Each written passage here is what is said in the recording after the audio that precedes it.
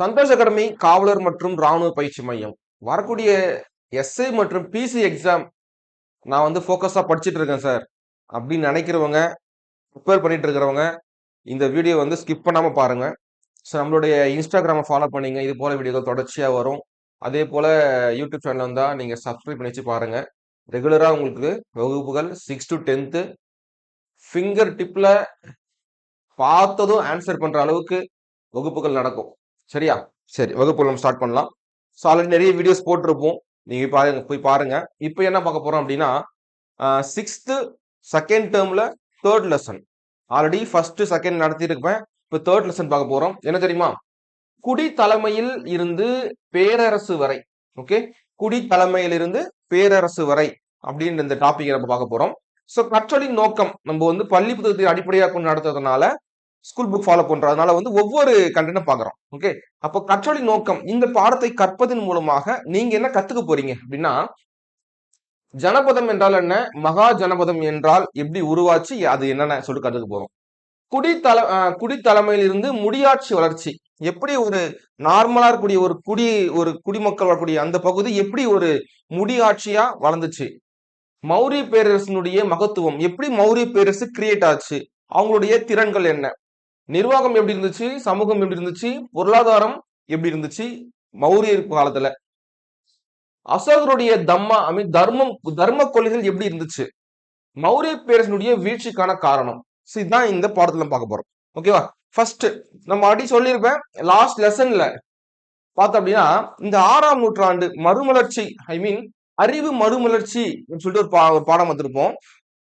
இந்த 6ஆம் நூற்றாண்டு வெரி வெரி இம்பார்ட்டன்ட். ஏன் அப்படின்னா, இந்த 6ஆம் நூற்றாண்டுல தான் நிறைய மாற்றங்கள் ஏற்பட்டுச்சு. என்ன மாற்றம் சொல்லி பார்த்தோம் அப்படின்னா, புதிய பிராந்திய அரசுகளுடைய தோற்றம். நிறைய அரசுகள் வந்து தோற்றம் அடையுது இந்த 6ஆம் நூற்றாண்டுல. கங்கை சமவெளியில அரசியல், சமூக, பொருளாதார மாற்றங்கள் ஏற்படுகிறது. மேக்சிமம் பாத்தீங்க அப்படின்னா இந்த கங்கை மற்றும் சிந்து சமவெளி பகுதிகளில் தான் மக்கள் வாழ்ந்திருப்பாங்க, ஆரியர்கள் இவங்கெல்லாம்.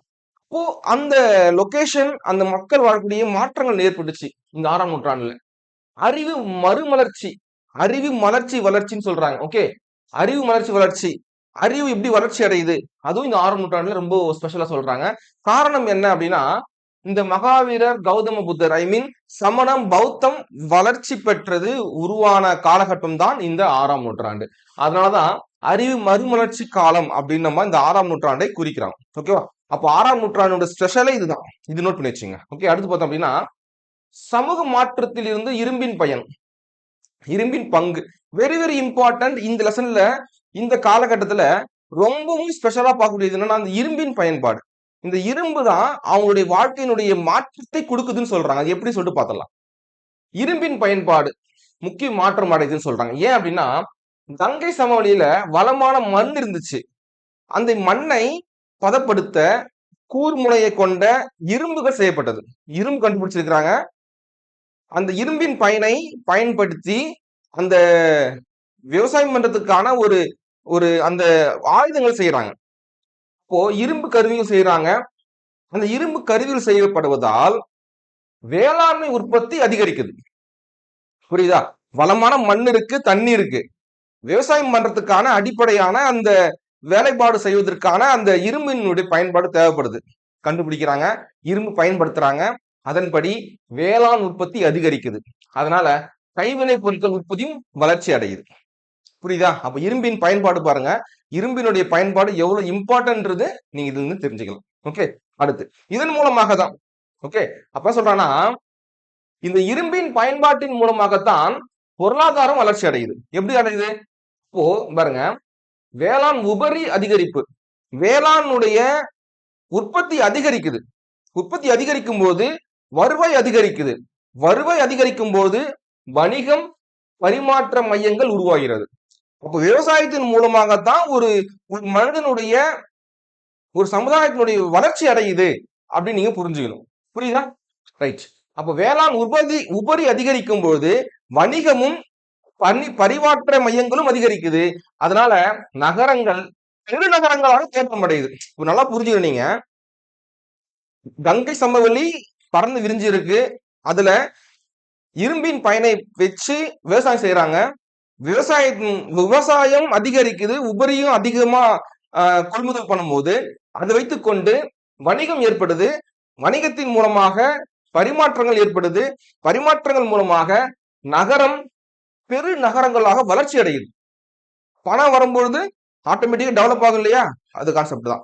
அப்போ அந்த இரும்பினுடைய காரணமாகத்தான் விவசாயம் அதிகரிக்கிறது, விவசாயத்தின் மூலமாக நகரம் பெருநகரமாக வளர்ச்சி அடையுது. இதுதான் முக்கியமான நோட் பண்ணணும். ஓகே, அப்ப இரும்பின் பயன்பாடு எவ்வளவு இம்பார்ட்டன்ட்ன்றதை நீங்க புரிஞ்சுக்கணும்.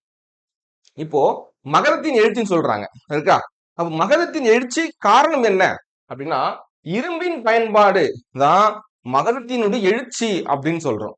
ஓகேவா, பிற மகா ஜனபதங்கள் விட முன்னேற்றம் அடையுது, பேரரசு உருவாக்கம். அதாவது நல்லா நீங்க பார்த்திருப்பீங்க, ஜனபதங்கள் மகா ஜனபதங்கள் சொல்லிட்டு 2 வகையா இருக்கு. அதுல மகா ஜனபதங்கள்ல முக்கியமான ஒரு ஜனபதம் தான் இந்த மகதம் அப்படின்னு சொல்லுவாங்க. ஓகேவா, இதை பத்தி நம்ம கீழே டீட்டெயிலா பார்க்கலாம்.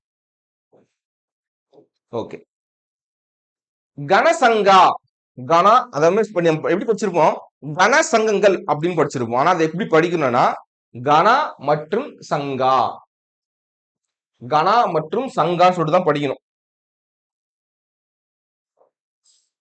எப்படி படிக்கணும், கனா மற்றும் சங்கா அப்படின்னு தான் நீங்க படிக்கணும், தவிர கனசங்கங்கள் அப்படின்னு நம்ம படிப்போம் ஸ்கூல்ல. ஓகேவா, சோ கனானா என்ன, சமமான சமூக அந்தஸ்தை கொண்ட மக்கள், ஒரு குழுவா வாழ்றாங்க இல்லையா, அதுதான் கனா அப்படின்னு சொல்லுவாங்க. எப்படி, அதுல ஏற்றத்தாழ்வும் கிடையாது, சமமான முறையில் சமமான சமூக அந்தஸ்தை கொண்ட மக்கள் குழு, அதுதான் கனா. சங்கா என்றால் மன்றம், அந்த குழுவினுடைய குழு மன்றங்கள், அவ்வளவுதான். கனசங்கம் என்றால் குழு மன்றங்கள், வேற எதுவும் இல்லை. புரிஞ்சா, அப்போ கனசங்கங்கள் என்னன்னா எப்படிப்பட்ட மக்கள் வாழ்றாங்க, சிறிய நிலப்பகுதியில் வாழக்கூடிய மேட்டுக்குடி மக்கள் சொல்லுவாங்க.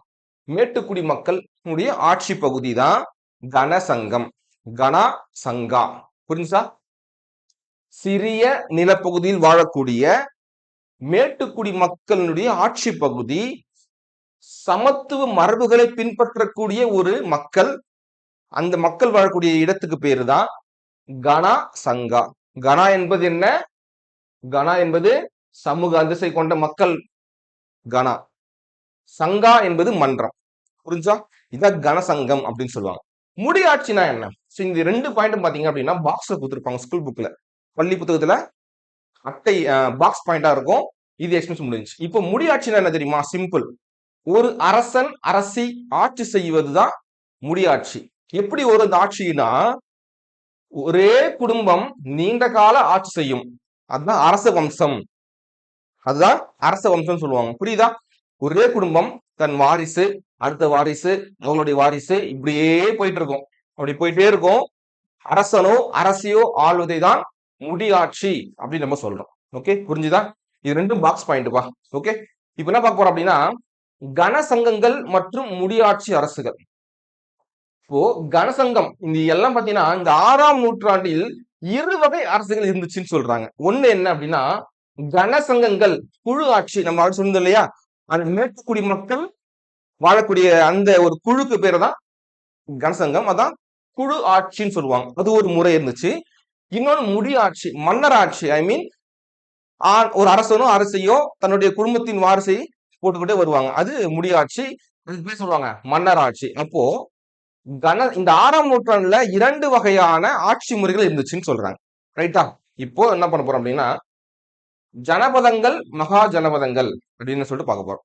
பாருங்க, ஜனபதங்கள்லாம் என்ன, நான் சொல்லியிருந்தேன் இல்லையா, மக்கள் குடியேறிய ஆரம்ப கால இடங்கள். மக்கள் என்ன பண்றாங்க, கங்கை சமவெளி பகுதியில் தான் குடியேறாங்க. பின்னர் அந்த பகுதி வேளாண்மையினுடைய வளர்ச்சியின் காரணமாக குடியரசுகளாகவும் சிற்றரசுகளாகவும் டெவலப் ஆகுது. புரியுதா, ஜனபதங்கள்லாம் என்னன்னா சிம்பிள், வாட் இஸ் ஜனபதம் அப்படின்னு கேட்டாங்க அப்படின்னா கங்கை மற்றும் சிந்து சமவெளிகளில் வாழ்ந்த மக்கள் இரும்பின் பயன் காரணமாக வேளாண்மை அதிகரிக்குது, அதன் மூலமாக அவங்க டெவலப் ஆகுறாங்க. பின்னர் என்ன மாறுது அப்படின்னா அந்த பகுதி மக்கள் குடியரசுகளாகவும் சிற்றரசுகளாகவும் டெவலப் ஆகுறாங்க, பெருக்கம் அடைகிறாங்க, மக்கள் பெருக்கம் அடையுது, லேண்ட் பெருசாகுது, அப்படியே வளர்ச்சி அடையுது. அதனால என்ன ஆகுது அப்படின்னா ஜனபதங்கள்ல என்ன? மக்கள் குடியேறி ஆரம்ப கால இடங்கள். இதுதான் குடியரசுகளாகவும் சிற்றரசுகளாகவும் சொல்றாங்க. புரியுதா? எப்படி சொல்றாங்க? இப்ப இதுதான் இங்கதான் வாழ்வாங்கப்பா. இதான் மகதம் சொல்லுவாங்க. இந்த இடத்துல வாழ்வாங்க. என்ன பண்றாங்க அப்படின்னா பக்கத்துல வச்சு குடியேறுவாங்க. தன்னுடைய நிலப்பரப்பை பெருசாக்குவாங்க. ஓகே. இப்ப மகா ஜனபதம்னா என்ன? ஒண்ணுமே கிடையாது. சிம்பிள் சொல்றேன் பாருங்க.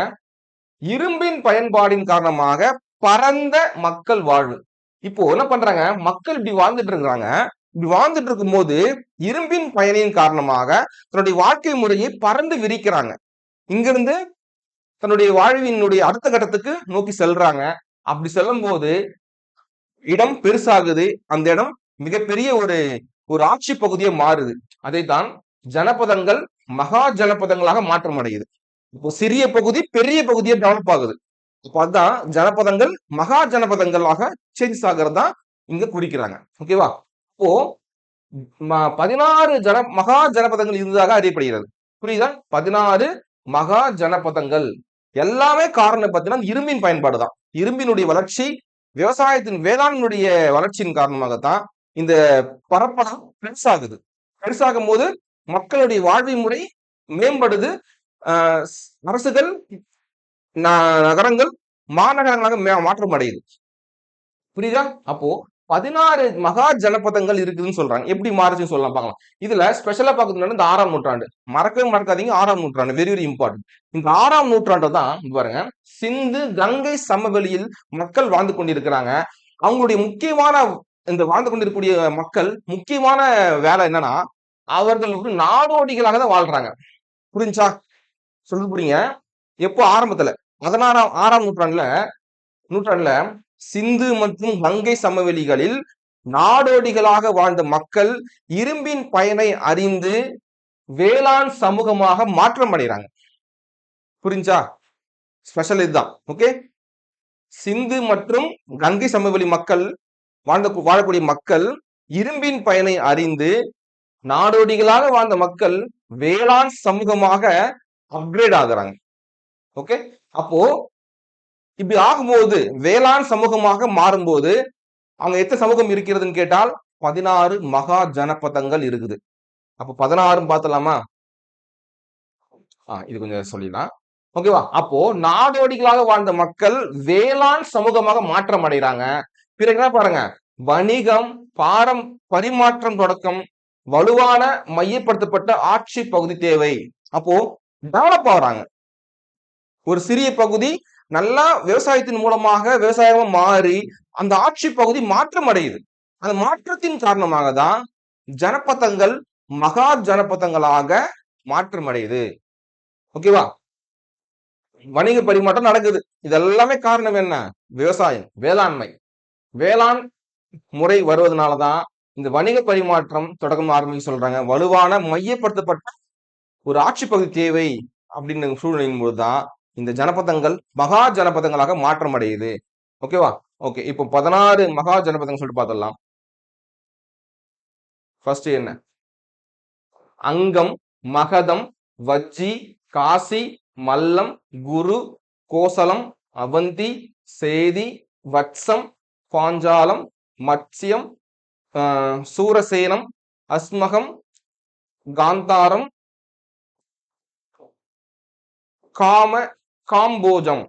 காம்போஜம் இது மொத்தம் 16 மகா ஜனபதங்கள்.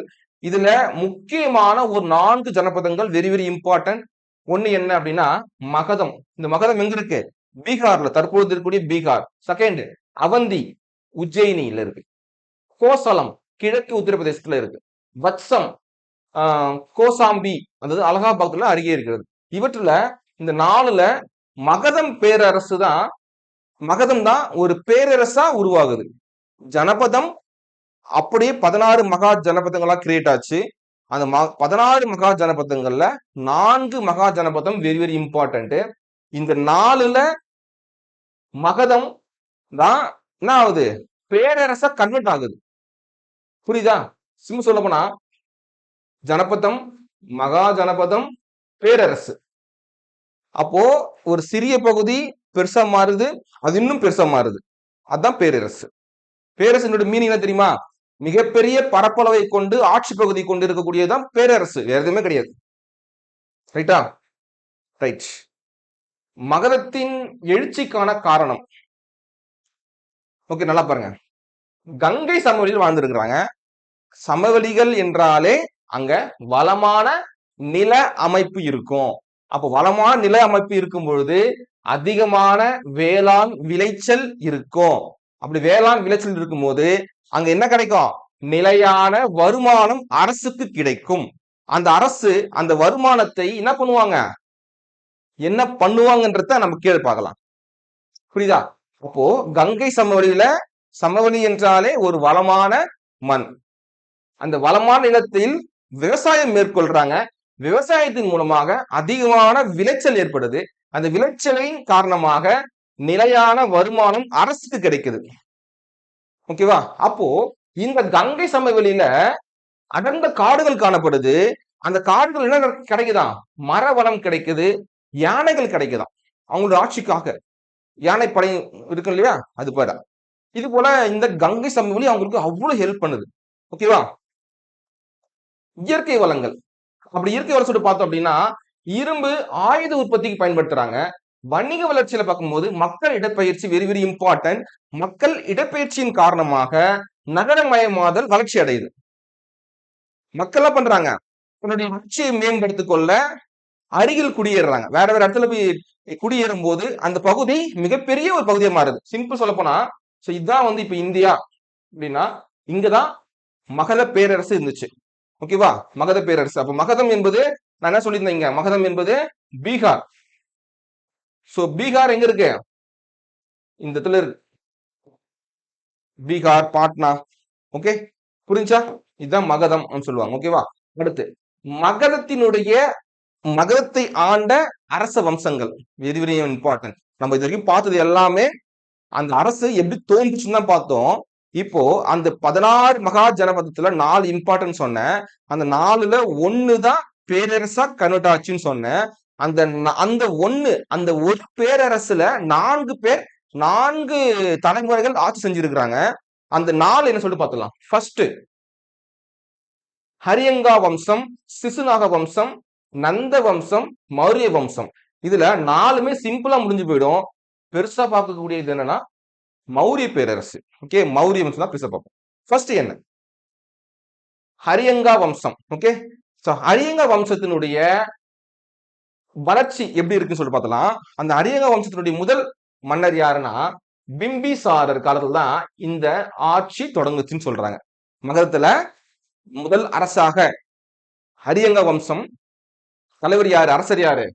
பிம்பிசாரர். இவருடைய ஆட்சி காலத்துல தான் இங்க அரசு தோன்றுச்சு. இவர் என்ன பண்றாரு? தன்னுடைய நிலப்பரப்பை பெருசாக்குறாரு. அது சில காரணங்களை முன்வைக்கிறார். எப்படின்னா, இப்போ எனக்குன்னு ஒரு சிறிய இடம் இருக்கு. இப்போ எனக்குன்னு இந்த இடம் தான் இருக்கு. என் இடத்த நான் இன்னும் பெருசா ஆக்கணும் அப்படின்னா வேற வழி என்ன இருக்கு? ஒண்ணு போர் செஞ்சு பிடிக்கலாம்.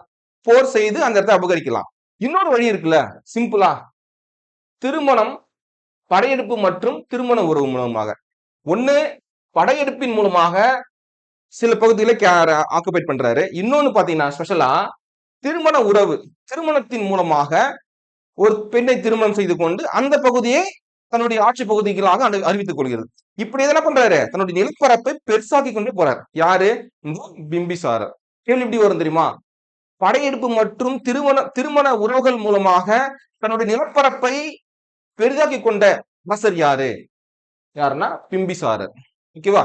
இவருடைய பகுதி தான் விச்சாலி, மதுரா, கோசலா. இப்படிதான் இந்த 3 பகுதியிலுமே என்ன பண்றாரு? அவர் இணைத்துக் கொள்கிறார் தன்னுடைய நிலைப்பகுதிகளாக. புரியுதா?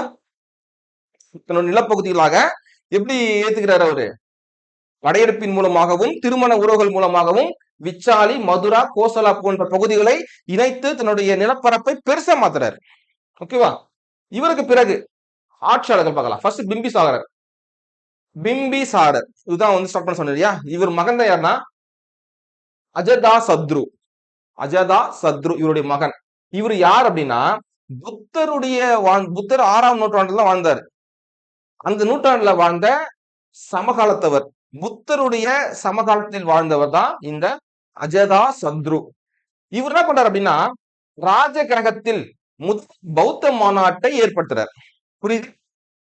4 பௌத்த மாநாடு நடந்திருக்குன்னு சொல்லியிருக்கேன். முதல் பௌத்த மாநாடு ராஜ கிரகத்தில் நடந்துச்சு. ராஜ கிரகம் சொல்லுவாங்க. அதுல நடத்துனது யார் தெரியுமா? அவர்தான் அஜதா சத்ரு. புரியுதா? இப்போ ராஜ கிரகத்தில் முதல் பௌத்த மாநாட்டை நடத்தியவர் அஜதா சத்ரு. இவர் யார் அப்படின்னா, ஓகே, இவருடைய மகன் யார் அப்படின்னா உதயன். இவர் என்ன பண்றாரு தெரியுமா?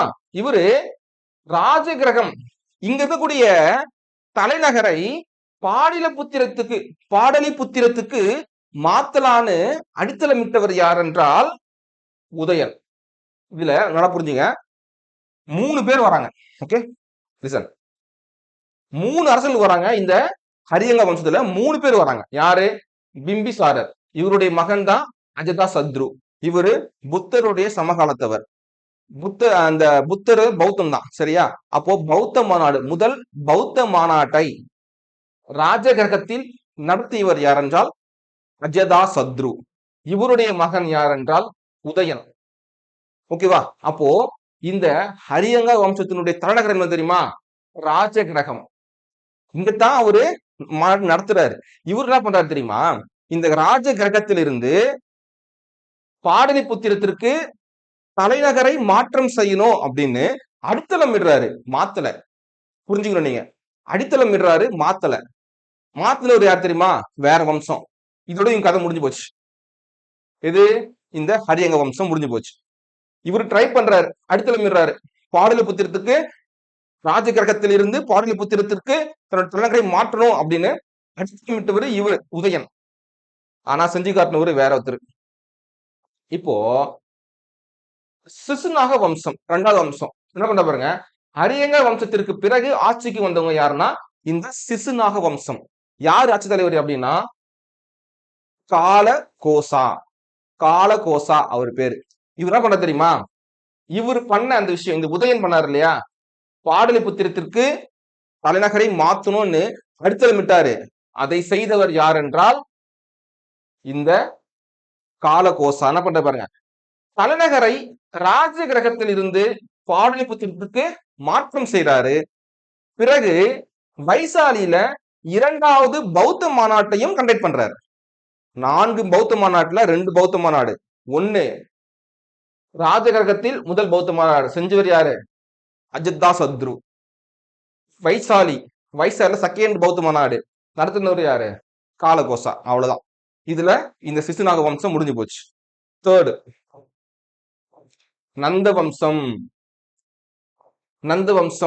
சொல்றாங்க பாருங்க. இந்தியாவில் முதல் பேரரசு உருவாக்கம்னா இந்த நந்த வம்சம் தான். ஏன் அப்படின்னா முதல் அரசர் யார் தெரியுமா? பத்மநாப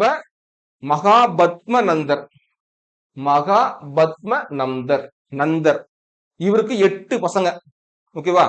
இந்த வம்சம் அவங்க 8 பேர் ஆட்சி பண்ணியிருப்பானுங்க. 8 பேர் ஆட்சி செய்வாங்க.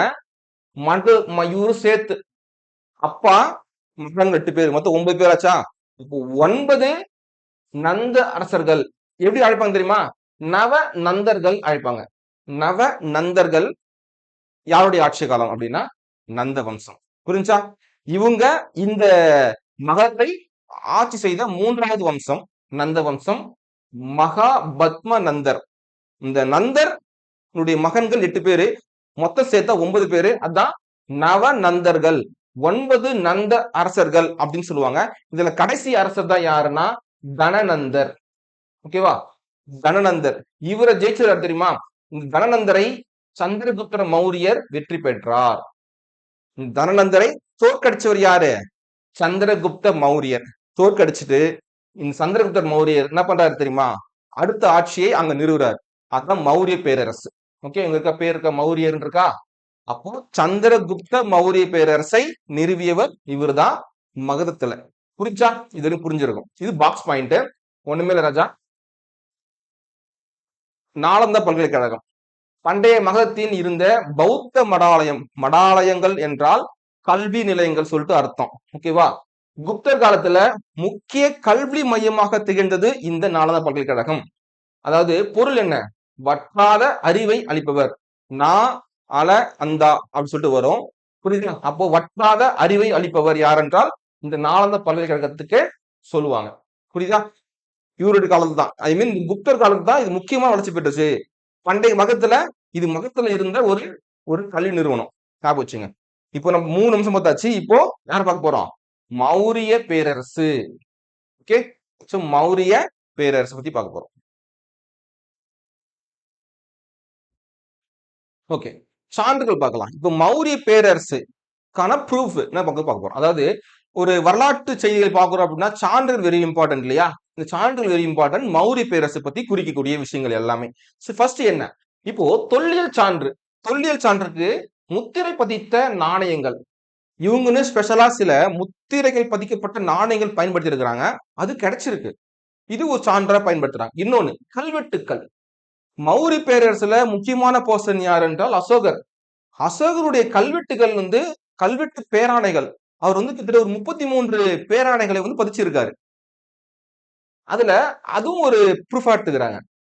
ஜுனாகத் கல்வெட்டு, இதுவும் கல்வெட்டு மௌரியர் பத்தி குறிக்கக்கூடிய ஒரு கல்வெட்டு. எப்படி நம்ம கேட்பாங்க, ஜுனாகத் கல்வெட்டு எந்த ஆட்சி முறை பற்றி குறிக்கக்கூடிய ஒரு கல்வெட்டு அப்படின்னு கேட்டாங்கன்னா மௌரிய பேரரசு. சிம்பிள், முடிஞ்சு. இவ்வளவு கேள்விகள் வரும். ஓகேவா? இப்போ மதசார்பற்ற இலக்கியங்கள் ப்ரூஃப் சொல்றாங்க பாருங்க. கௌடில்யர், இவர் ஒரு ஆசிரியர்.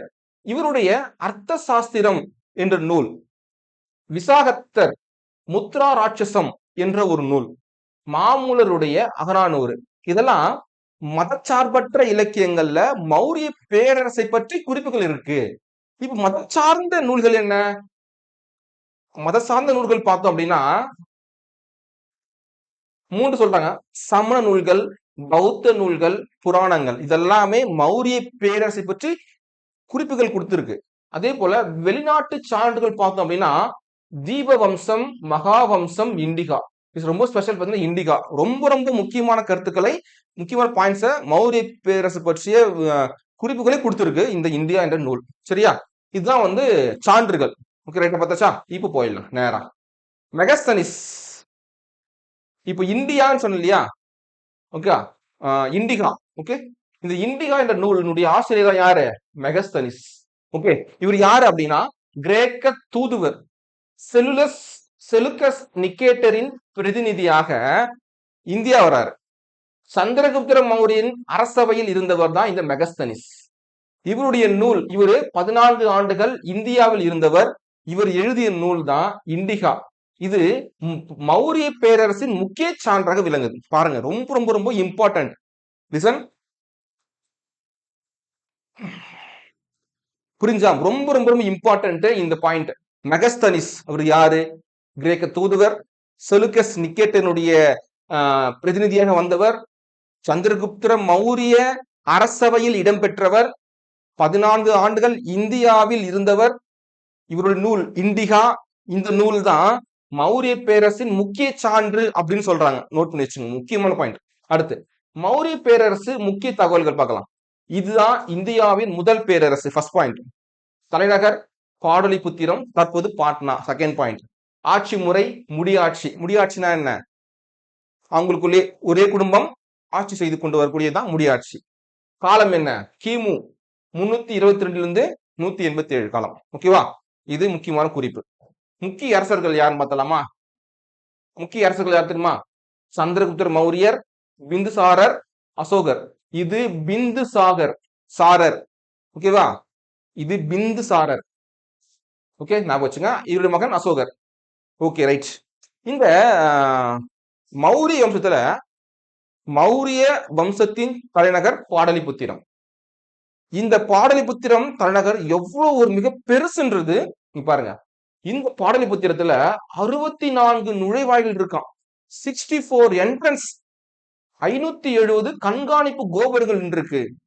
பிரம்மாண்டமான தலைநகரம் தான் இந்த பாடலிபுத்திரம். மௌரிய பேரரசினுடைய மிகப்பெரிய ஒரு பேரரசு அப்படின்னு சொல்றது ஒரு ப்ரூஃப். ஓகேவா? Right right. சந்திரகுப்தர் மௌரியர், இவர் தான் என்ன பண்ணாரு? அந்த முன்னாடி இருந்த ஒருத்தர் அவரை தோக்கடிச்சுட்டு ஆட்சி பிடிச்சார் இல்லையா? சந்திரகுப்த மௌரியர். இவர் என்ன பண்ணாரு பாருங்க. இந்த மௌரிய பேரரசை மகதத்தில் நிறுவியவர் யார் என்றால் சந்திரகுப்தர் மௌரியர். இவர் தான் இந்தியாவின் முதல் பேரரசு. இவர் நிறுவியதுதான் முதல் பேரரசு. இவருடைய இறுதி வாழ்க்கை, டேரக்டா இறுதி வாழ்க்கைக்கு போயிடுறாங்க. ஒண்ணுமே இல்ல. சமண துறவி பத்ரபாகு, ஓகேவா? சமண துறவி பத்ரபாகு அவர் கூட என்ன பண்றாரு தெரியுமா? இவரு தென்னிந்தியா வரார், நம்ம ஏரியாவுக்கு வராரு. எங்க தெரியுமா? இடம் சரவண பொலகொலான்னு சொல்லக்கூடிய கர்நாடகாவில் இருக்கக்கூடிய இந்த பகுதிக்கு வந்து பௌத்த சடங்குன்னு சொல்லுவாங்க. அந்த சடங்குக்கு பேர் தெரியுமா? சலேகனா. சல் லேக்கனா, சலேக்கனா அப்படின்னா உண்ணா நோம்பிருந்து உயிர் துறத்தல். இந்த முறையில அவர் மரணிக்கிறார். உண்ணா நோம்பிருந்து சலேக்கனா அப்படின்ற முறைப்படி, பௌத்த முறைப்படி உயிர் தியாகம் செய்யறார். ஓகேவா? இதோட அவருடைய சந்திரகுப்தர் மௌரியர் உடைய வாழ்க்கை முடியுது. அடுத்து யார் வரா? இவருக்கு பிறகு வந்தவர் தான் இவருடைய மகன் தான் யாரு? பிந்துசாரர். அவரு பிம்பிசாகர், இவரு பிந்துசாரர். ஓகே, பிந்துசாரர் இயற்பெயர் என்ன தெரியுமா? சிங்கசேனா. சிங்கசேனா அப்படின்னு சொல்லக்கூடிய பிந்துசாரர். இவர் சந்திரகுப்தர் மௌரியருடைய மகன். ஞாபகம் வச்சுங்க.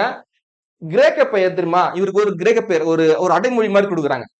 அமிர்தகாதா. அமிர்த கதா அப்படின்னா எதிரிகளை அழிப்பவன் அப்படின்னு ஒரு மீனிங் இருக்கான். புரியுதா? அமிர்த கதா அப்படின்னு சொன்னா அமிர்த கதா என்ற பட்ட பெயர் உடையவர் யார்? சிம்பிள், பிந்துசாகர். அவர் எந்த எந்த வம்சம்?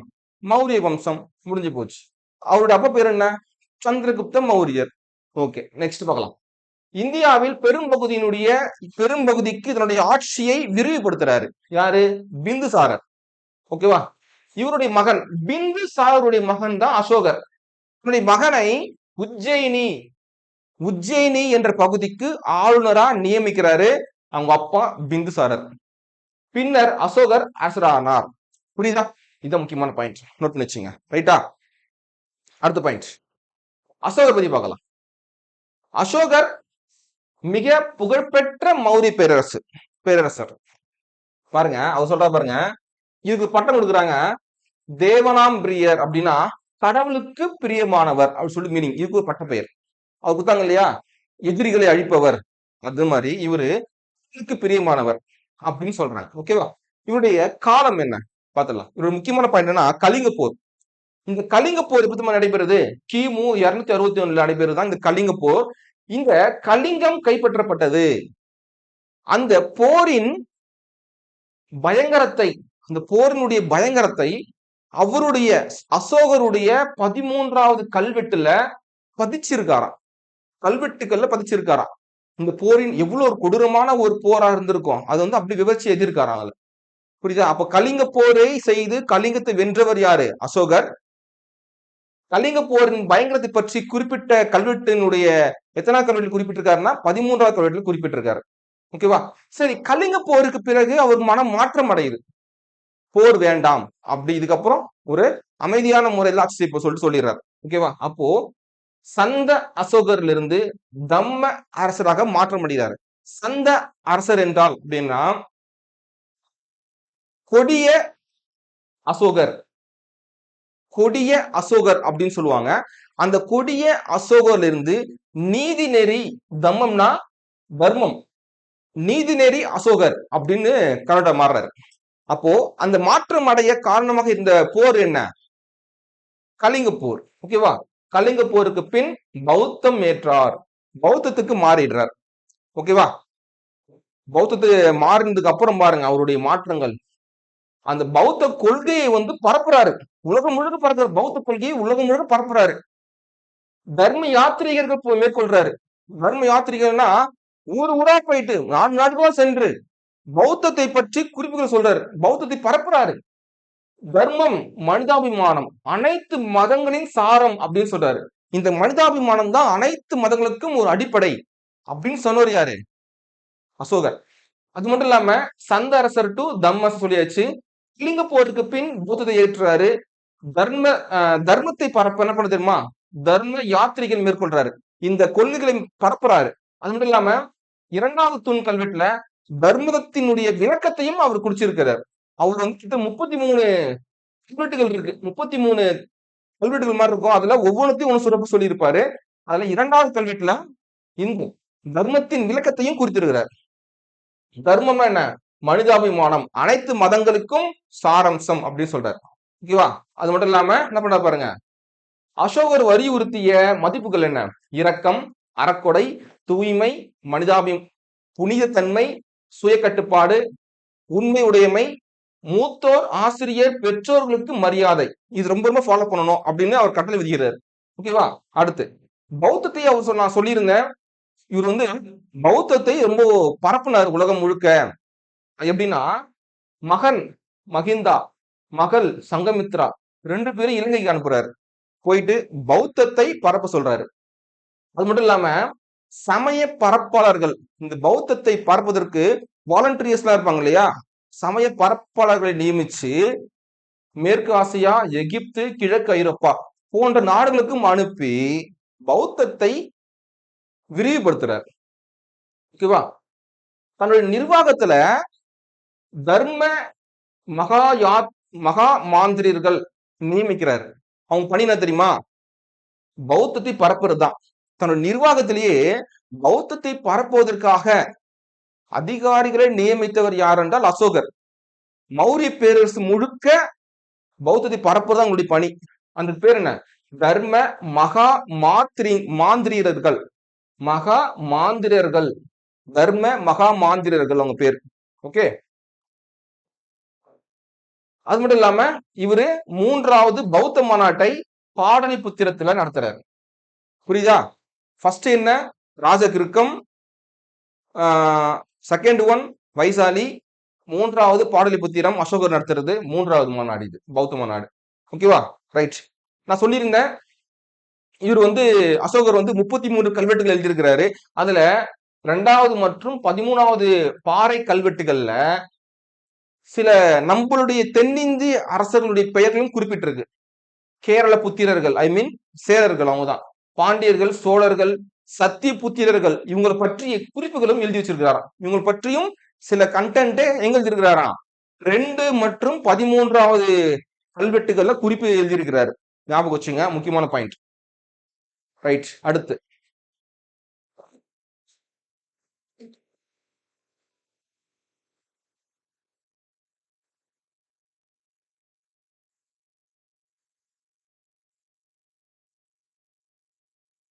குறிப்புகள் எழுதியிருக்கிறார். ரைட். அடுத்து நான் பார்க்கலாம். சொல்லியிருந்தேன் பாத்தீங்களா? அசோகருடைய பேராணைகள் மொத்தம் 33 பேராணைகள் இருக்கு. இந்த பேராணை எங்க இடங்கள் இருக்குன்னா தூண்கள், பாறைகள், குகை சுவர்கள், அந்த அவர் ஆட்சி செய்த பகுதிகளில் அங்கங்க பாறைகள்ல வந்து அவர் குறிப்புகள் எழுதியிருக்காரு. 33 பேராணைகளை அவர் எழுதியிருக்கிறாரு. ஓகேவா? இந்த பேராணைகள்ல என்ன முக்கிய உள்ளடக்கம் அப்படின்னா அமைதி, நேர்மை, நீதி, மக்களின் நலன். இது முக்கியமா குறிப்புகள் எழுதியிருக்கிறார். ஓகேவா? ரைட். பேராணைகள். பேராணைனா என்ன? இப்ப நம்ம சொல்ற ஆர்டர் போடுறோம்ல, அதுதான் பேராணைகள். ஒரு உயர் அதிகாரி, ஒரு நம்மளுடைய சிஎம், நம்மளுடைய பிரதமர் வந்து ஒரு ஆர்டர் இஷ்யூ பண்றாங்க அப்படின்னா அதுதான் பேராணைகள். ஒண்ணுமே கிடையாது, வேற எதுவுமே கிடையாது. பாருங்க, அரசர் அல்லது உயர் அதிகாரிகள் வெளியிடும் ஒரு ஆணை அல்லது ஒரு பிரகடனம், அதுதான் வந்து பேராணை அப்படின்னு சொல்லுவாங்க. ஓகேவா? இப்போ அந்த அசோகருடைய அந்த கல்வெட்டுகளை நம்ம யூஸ் பண்ணிட்டு இருக்கோம் இப்போ கூட. எக்ஸாம்பிள் போனா சிங்க முகத்தூண், இது எங்க இருக்கு? சாரநாத்துல இருக்கு. சிங்க சின்னம் இந்தியாவுடைய தேசிய சின்னமா இருக்கு. அடிப்பகுதி சக்கரம் தான் நம்ம தேசிய கொடி சக்கரமா இருக்கு. அந்த இமேஜ் நான் அடுத்த வகுப்புல வந்து நான் டிஸ்பிளே பண்ணி காட்டுறேன். இதுக்கப்புறம் வகுப்பு நடத்தும் போது இமேஜ் நான் காட்டுறேன். இப்படி இருக்கும் அப்படின்னா இப்படி இருக்கும். தூண் மாதிரி இருக்கும். இங்க வந்து பாத்தீங்க அப்படின்னா இங்க 4முக சிங்கம் இருக்கும். இங்க வந்து சக்கரம் கொடுத்திருப்பாங்க. ஓகேவா? 4முக சிங்கம் தான் நமக்கு தேசிய சின்னம் அப்படி சொல்றோம். தேசிய சின்னம் அப்படின்னு சொல்றோம். அதுல வரக்கூடிய சக்கரம் இருக்கு இல்லையா, அது தேசிய கொடி சக்கரம். அந்த தேசிய கொடியில சென்டர்ல 24 கோடுகள் இருக்கும். அது நம்ம பார்த்திருக்கோம். அது வந்து நம்ம பயன்படுத்துறோம். ரைட். இப்போ நாம் பார்த்திருந்தோம் இல்லையா, அசோகருடைய 33 கல்வெட்டுகள் பார்த்திருக்கோம்னு சொன்னோம். அந்த கல்வெட்டுகள்ல பயன்படுத்தப்பட்ட அந்த லாங்குவேஜ், மொழிகள் என்ன? கல்வெட்டு எழுத்து முறையில் பார்த்தோம் அப்படின்னா சாஞ்சி இருக்கக்கூடிய கல்வெட்டு, சாஞ்சி ஸ்தூபி இருக்கு இல்லையா, அதுல பிராமி கல்வெட்டு எழுத்து முறை பயன்படுத்தி இருக்கிறாங்க. கந்தாகர்ல கிரேக்க மற்றும் அரபிக் மொழியை பயன்படுத்தி இருக்கிறாங்க. வடமேற்கு பகுதிகளில் திஸ்தி அப்படி சொல்லக்கூடிய அந்த லாங்குவேஜ் வந்து பயன்படுத்தி இருக்காங்க. ஓகேவா? இப்ப என்ன பார்க்க போறோம் அப்படின்னா மௌரியருடைய நிர்வாகம், மௌரிய பேரரசு எப்படி வந்து நிர்வாகம் பண்ணாங்க அப்படின்றத நம்ம பார்க்கலாம். ஓகே, ஃபர்ஸ்ட் நம்ம நிர்வாகத்துல என்ன பார்க்க போறோம்னா அரசர். அரசர்னா யாரு? அரசர்ன்றது மேலான அதிகாரம் மற்றும் இறையாண்மை உடையவர். இறையாண்மை என்றால் நான் சொல்லியிருக்கேன், இறையாண்மை என்பது உயர்ந்தபட்ச அதிகாரம் கொண்டவர் அர்த்தம். ஓகே, அப்ப உயர்ந்தபட்ச அதிகாரம் கொண்டவர் யாரா இருக்கிறார் அப்படின்னா அரசர் தான் இருப்பார். ஒரு மேல் அதிகாரம், மேலான அதிகாரம் கொண்டவர் அரசர் தான். அதே போல மௌரிய பேரரசனுடைய தலைமை யார் என்றால் அரசர் தான். எல்லாமே அரசர் தான், அது ஞாபகம் வச்சுங்க. Okay, right. நெக்ஸ்ட் என்ன, இந்த நிர்வாகத்துல மௌரிய பேரரசன் நிர்வாகத்துல அடுத்து யார் வராங்க அப்படின்னா அமைச்சரவை, மத்திய பரிஷத், மந்திரி பரிஷத் சொல்லுவாங்க. இதுல அரசருக்கு உதவி செய்வதற்காக 4 பேர் கொண்ட ஒரு அமைச்சரவை, அதான் மந்திரி பரிஷத் சொல்லக்கூடிய அமைச்சரவை. ஒண்ணு என்ன, புரோகிதர் இருப்பாரு, 2வது சேனாதிபதி படைத்தளபதி, மகா மந்திரி இருப்பாரு, இளவரசன் யாரு அடுத்து வரக்கூடிய ஒரு அரசன், அவங்க மகன் தான் கூட இருப்பாரு, அரசன் ஒரு இளவரசன் கூட இருப்பாரு. இந்த 4 பேரும் அரசருக்கு உதவி செய்ய ஒரு குழுவா இருப்பாங்க, அதான் அமைச்சரவை, அதான் மந்திரி பரிஷத் சொல்லுவாங்க. ஓகேவா, இது இப்ப கூட இருக்கு. அடுத்து பாத்தீங்கன்னா நம்மளுடைய அரசர்கிட்ட வலுவான உளவுத்துறை இருந்திருக்கு. ஓகேவா, ஒற்றர் படைன்னு சொல்லுவாங்க இல்லையா, வலுவான உளவு படை இருந்திருக்கு. அடுத்து மட்டும் இல்லாம வருவாய் முக்கியம், வருவாய் முறை என்ன அப்படின்னா முக்கிய வருவாயாக பார்க்கக்கூடியதுன்னா நிலம். இந்த நிலத்தில் வேளாண்மை செய்து வரக்கூடிய விளைச்சல்ல 2 வகையான வரி போடுறாங்கன்னு சொல்லிட்டு கல்வெட்டுகளை குறிச்சிருக்கிறாரு. ஒண்ணு என்ன அப்படின்னா பாகா அப்படின்னு ஒரு கல்வெட்டு, ஒரு வரிமுறையும், பாலி பாலி என்ற ஒரு வரிமுறையும், இந்த 2 முறைகளும் இருந்ததாக, இந்த 2 முறை வரிகளும் அசோகர் வசூலித்ததாக கல்வெட்டுகள் குறிப்பு இருக்கு, ஞாபகம் வச்சுங்க. ஓகே, இதுல இருக்கு, நான் கொடுக்கல. பாலி, பாலி என்றால் வரிமுறை. ஓகே, நில வரிவாய், விளைச்சல்ல 6ல் ஒரு பகுதி கொடுக்கணும் அப்படின்றதான் வரி.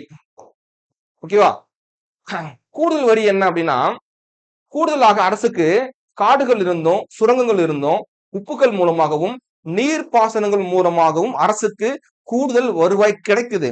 அது என்ன பண்றது தெரியுமா, அந்த கூடுதல் வருவாயை அரசு எப்படி செலவழிக்குது அப்படின்னு பார்த்தோம் அப்படின்னா இராணுவத்திற்கான ஊதியமாகவும், அரசு அதிகாரிகளின் ஊதியத்திற்காகவும், அறக்கட்டளைகளுடைய ஃபண்டுக்காகவும், நீர்ப்பாசன திட்டங்களுக்காகவும், சாலை அமைப்பதற்காகவும் இந்த வருவாய்கள், கூடுதல் வருவாய்களை செலவழிக்கிறாங்க. பாருங்க எவ்வளவு சூப்பரா இருக்கு பாருங்க. அடிஷனலா வரக்கூடிய டாக்ஸ ஒரு நாட்டினுடைய டெவலப்மெண்ட்டுக்கு யூஸ் பண்றாங்க. இதுதான் அரசாங்கம்ன்றது. புரியுதா? ஓகே, நீதி நிர்வாகம் ரொம்ப ஸ்பெஷல். இந்த நீதி நிர்வாகம் வெரி இம்பார்ட்டன்ட் ராஜா. என்ன தெரியுமா, ஜஸ்டிஸ், நீதி நிர்வாகத்துல உயர்ந்த தலைவர் யார் என்றால் அசோகர், சாரி அரசர் தான். இவர் தான் நீதித்துறையின் தலைவர். இவரே மேல்முறையீட்டு நீதித்துறையின் தலைவர். மேல்முறையீட்டு நீதிமன்றமும் அரசர் தான். ஓகேவா, அரசு தப்பா சொல்லிட்டாரு, திரும்ப மேல்முறையீடு பண்ணா கூட அவர் தான் பண்ணுவாரு. புரியுதா? துணை நீதிபதிகளை நியமிக்கப்பட்டு விசாரணை மூலமாக இந்த மாதிரி பண்ணிருக்கிறாங்க. அடிஷனலா துணை நீதிபதிகளா இருந்திருக்கிறாங்க. பாருங்க, தண்டனைகள் கடுமையானவையா இருந்திருக்கு. ரொம்ப ரொம்ப இம்பார்ட்டன்ட் பண்ணி நோட் பண்ணி வச்சுங்க. ஓகேவா, ரைட். நெக்ஸ்ட், ராணுவ நிர்வாகம் பாருங்க, ரொம்ப ரொம்ப சிறப்பாக இருக்கும். தலைமை தளபதி யாருன்னா அரசர் தான்.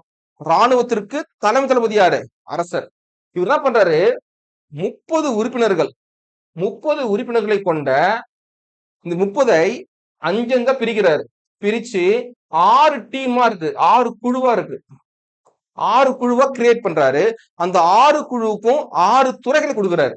அதான் கடற்படை, ஆயுதங்கள் படை, காலாட்படை, குதிரைப்படை, தேர்ப்படை, யானைப்படை. புரிஞ்சா? 30 பேர் கொண்ட டீம், அந்த 30 பேர் கொண்ட குழுவை 5 6 டீமா பிரிக்கிறாரு. 6 டீமுக்கும் ஒரு துறைகளை ஒதுக்கி கொடுக்கிறாரு. இப்படின்ட்டு தன்னுடைய ராணுவ நிர்வாகத்தை வலுப்படுத்தி இருக்கிறாரு நம்மளுடைய மௌரிய பேரரசு.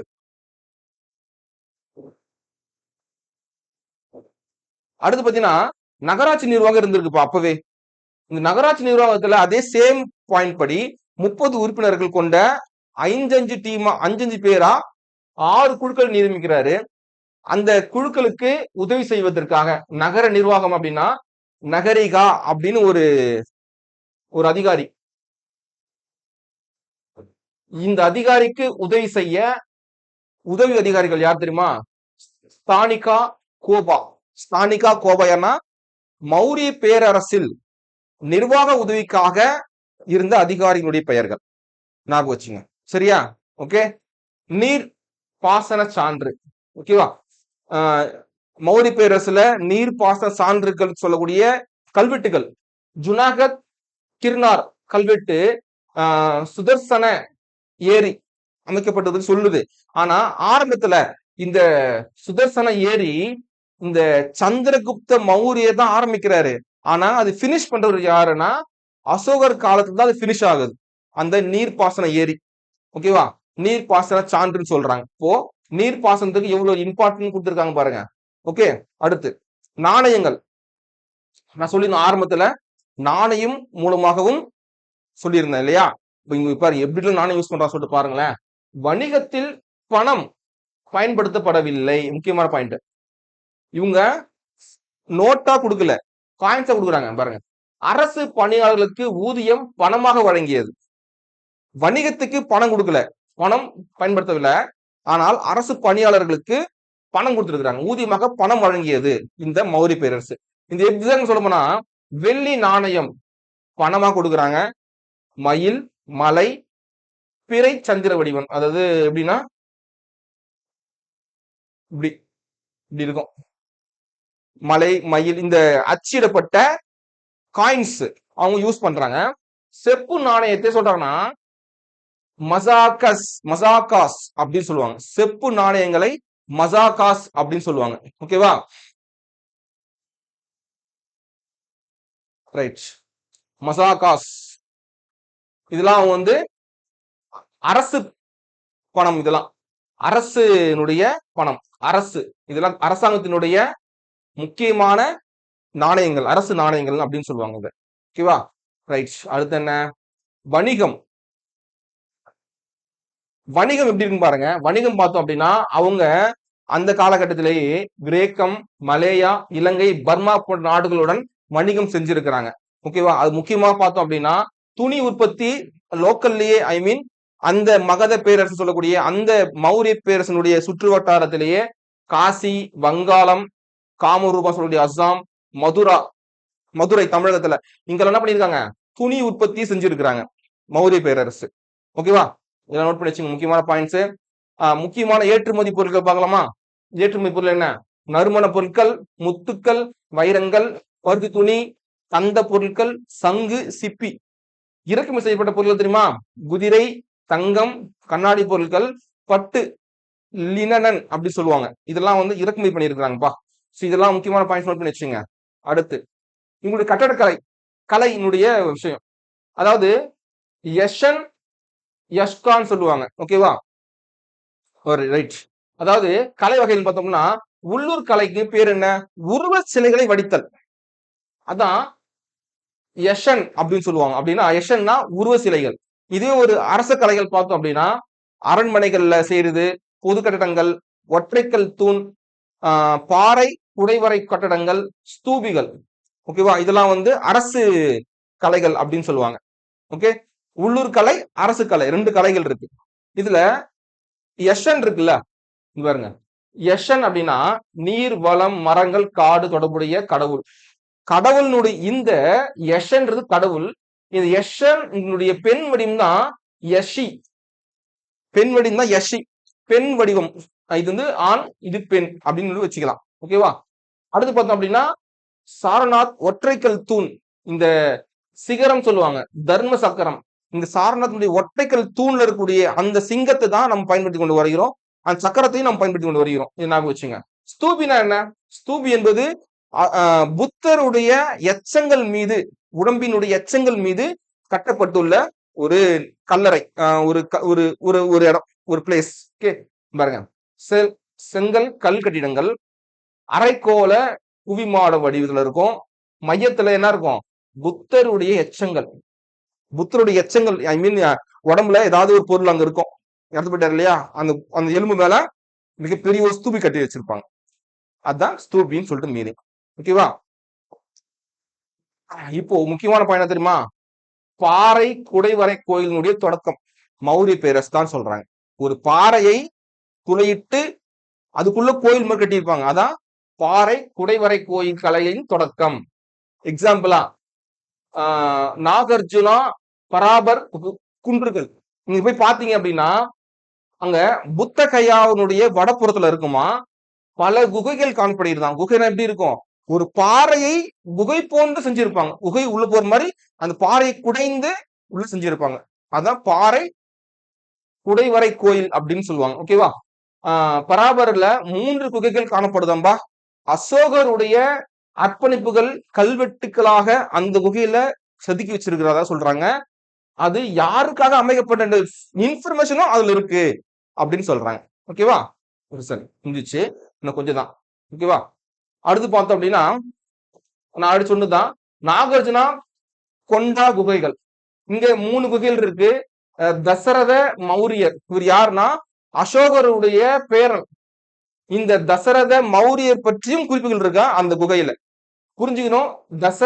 தசரத மௌரியர் யாரு? அசோகருடைய பேரன். அசோகருடைய பேரன் பற்றி குறிப்புகள் இருக்கு. ஓகே, இப்போ மௌரிய பேரரசுடைய வீழ்ச்சிக்கான காரணம் என்ன அப்படின்னா அசோகருக்கு பின் வந்தவர்கள் எல்லாருமே பலவீனமான அரசுகளா இருந்திருக்கிறாங்க. பல பகுதிகளில் கலகங்கள் வெடித்து பிளந்து போயிருக்கு. பாக்டீரியா கிரேக்கர்கள் படையெடுப்பு.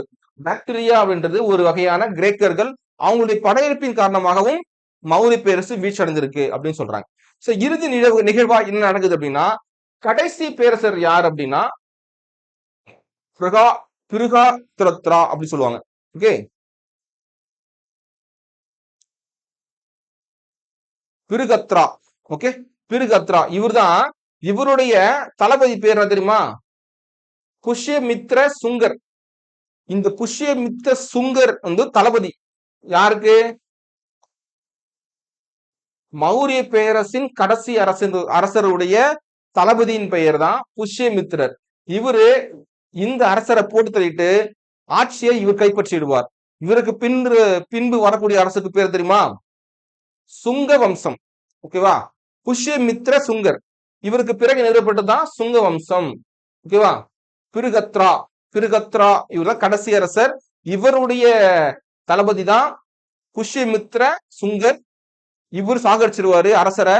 பிறகு மன்னரா இவரு உள்ள போய் உட்காந்துட்டு சுங்க வம்சத்தை நிறுவுறாரு. ஓகேவா? முடிஞ்சு, வேற எதுவுமே இல்ல. அது அடுத்து பார்த்தோம் அப்படின்னா தற்போது பெயர், பண்டைய பெயர், தற்போது பெயர் ராஜகிருக்கம், தற்போது ராஜ்கீர். பாடலிபுத்திரம் தற்போது பாட்னா. கலிங்கா தற்போது ஒடிசா. ஓகேவா? உலகம் அந்நாளில் அப்படின்னா சமகாலத்துல நடந்த வேற நாட்டு விஷயங்கள். இப்ப சீனால அந்த கால சேம் இயர்ல பழங்கால கோட்டை சுவர்கள் இணைப்பு கட்டியவர் யாருன்னா சீன பெருஞ்சுவர். ஒரு லென்த்தா இருக்கும் பாருங்க. அதை கட்டியவர் யார் அப்படின்னா குன்சி ஹங். நோக்கம் வட எல்லை பாதுகாப்பு. காலம் 3ஆம் நூற்றாண்டு. இதெல்லாம் சமகாலத்தில் நடந்த நிகழ்வு சீனால. இப்போ ஒலிம்பியாவில் ஜிஎஸ் கோயில் இடம் பார்த்தீங்கன்னா கிரீஸ். ஒலிம்பியா அங்க ஒரு கிரீஸ் சொல்லிட்டு இடத்துல 5ஆம் நூற்றாண்டுல ஜிஎஸ் கடவுளுக்காக கட்டப்பட்ட உலகில் 7 அதிசயங்களில் ஒன்றாக இப்போது இருக்கு. இந்த 2 விஷயமும் பாத்தீங்கன்னா இந்த மௌரிய பேரரசின் சமகாலத்தில் நடந்த விஷயங்கள். ஓகேவா? சோ இப்ப ஃபுல்லா பார்த்தது என்ன அப்படின்னா மௌரிய பேரரசு. ஓகே, சோ மௌரிய பேரரசு ஃபுல்லா பார்த்தோம். 4 அரசர்கள்ல மிக பெருசு பார்த்ததுன்னா மௌரிய பேரரசு. சோ ரொம்ப ரொம்ப இம்பார்ட்டன்ட். உங்களுக்கு இந்த வீடியோ பிடிச்சிருந்துச்சு அப்படின்னா மறக்காம சப்ஸ்கிரைப் பண்ணிட்டு பாருங்க. அடுத்த வீடியோ கண்டினியூ வரும். நாளை அடுத்த வீடியோ சந்திக்கலாம். நன்றி, வணக்கம்.